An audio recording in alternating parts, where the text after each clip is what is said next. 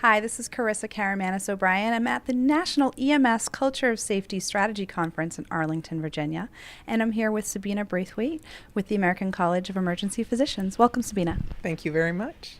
So can you tell us a little bit about the project that leads us to get together today?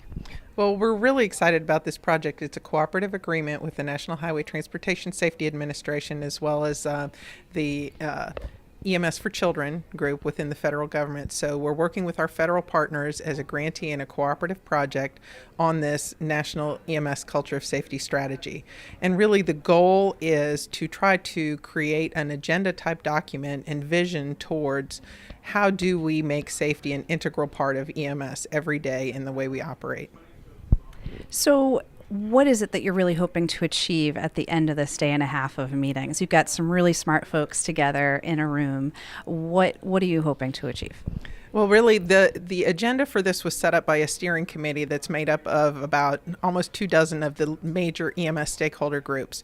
So they've helped us structure these days in a way that we can get all these smart brains together and really just use all those ideas that they have, all the experience they have, all the things they've already done in their different areas around safety, and really incorporate those ideas into how do we get to this next level. So that's what we're really hoping for, is really to just get lots and lots of ideas from this group, and then we'll use that as we start to create the strategy document going forward.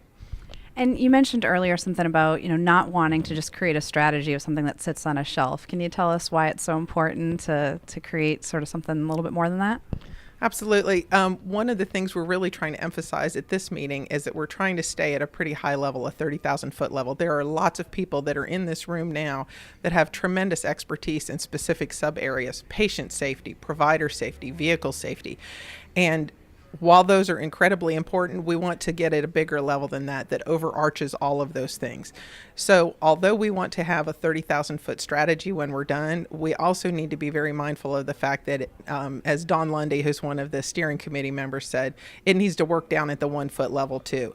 So we need to have a big vision, but it also needs to work where the rubber hits the road. And not only that, but there needs to be a path to that vision. So those are two of the things that we're really trying to be mindful of as we go through these next 2 days. Very good. So we walk out of this room tomorrow. What's the next step?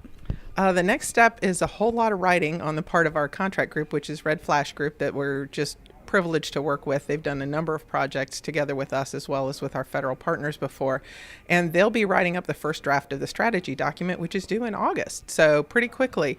And then the steering committee will be participating with us and Red Flash Group in doing the revisions that as we go through and getting additional information from all kinds of sources in EMS, not just the folks here, but looking out elsewhere based on what we learn in the next 2 days.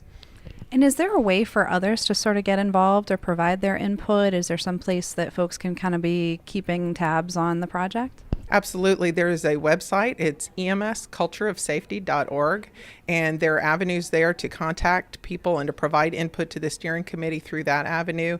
And yes, we absolutely welcome all the input that people have to give.